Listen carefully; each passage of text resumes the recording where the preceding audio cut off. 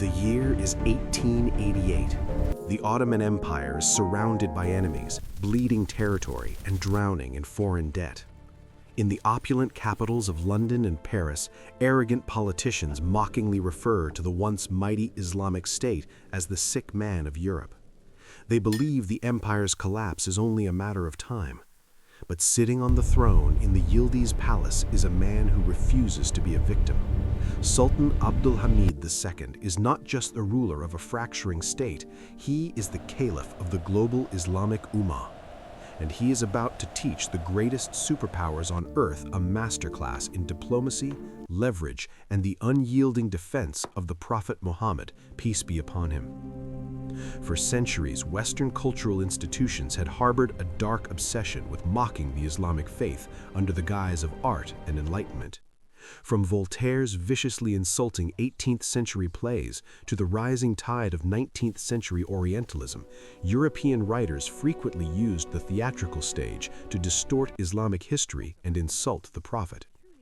In 1888, the Sultan's vast intelligence network intercepted deeply disturbing news. The prestigious Comédie Française, the state-funded National Theatre in Paris, was preparing to stage a massive production titled Mahomet, written by the French Marquis Henri de Bournier. The play was a grotesque distortion. It sought to depict the Prophet Muhammad on stage, a profound violation of Islamic tradition, and falsely portrayed him as a man driven to suicide by feelings of inferiority towards Christianity. It was a blatant, state-sponsored mockery of the faith. In popular modern myths and television dramas, this is the moment where the Sultan supposedly screams at ambassadors and threatens to mobilize his armies to bring France to its knees. But the factual historical reality is far more brilliant. Abdul Hamid II knew his military was too weak for a total war. Instead, he used a weapon far more powerful, the demographic weight of the caliphate. He knew that while the Ottoman state was contracting, the French Republic ruled over millions of Muslims in its North African colonies of Algeria and Tunisia. If the caliph declared that France was officially mocking the Prophet, those colonies would erupt in a massive, uncontrollable anti-colonial revolution. We do not have to guess how the Sultan executed this strategy. It is meticulously recorded in empirical history. If you look at the physical records preserved in the Ottoman State Archives in Istanbul today, you will find the original 1888 instruction letter from the Sultan to his ambassador in Paris, Mahmoud Esad Pasha. The Sultan did not threaten war. He politely but firmly informed the French that staging a play against Islam would have a bad influence on all Muslims and would not be tolerated by the French state. He was holding a diplomatic blade to the throat of the French colonial empire. Initially, this quiet diplomacy worked, and the play was delayed. But 2 years later, in March 1990, the arrogant Parisian theater directors tried to bring the play back. This time, the Sultan did not use intermediaries. He personally summoned the French ambassador, Count Montebello, to his palace.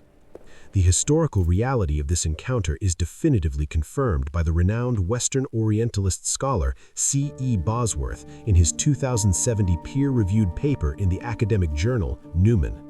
Bosworth's research validates that the Sultan applied absolute, unyielding diplomatic pressure. He exploited France's terrifying fear of a Muslim uprising in the Maghreb, and he subtly played on their anxiety that the Ottomans might form a military alliance with France's greatest enemy, Germany, a strategic balancing act beautifully detailed in F.A.K. Yassami's authoritative academic book, Ottoman Diplomacy. Cornered by the sheer genius of the caliph's soft power, French Prime Minister Charles de Freycinet completely capitulated. He issued a total, absolute ban on the performance of Mahomet throughout the entire country of France. But the story doesn't end there.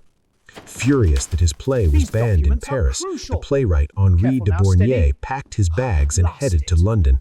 He signed a lucrative contract to stage the play at the famous Lyceum Theatre, assuming the British Empire's traditions of free speech would protect him.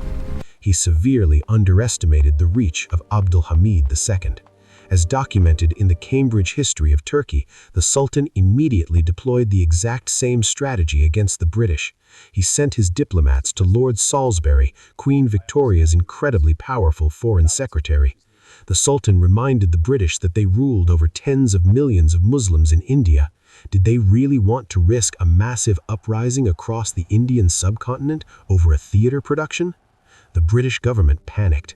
Prioritizing the security of their empire over the freedom of a French playwright, Lord Salisbury ruthlessly crushed the production. The play was permanently banned in England, just as it had been in France. Sultan Abdul Hamid II did not fire a single bullet. He did not launch a single warship. Yet from his desk in Istanbul, the sick man of Europe reached into the capitals of the two most powerful, heavily armed empires on earth and forced them to silence their own citizens. He proved that true power does not always come from the barrel of a gun.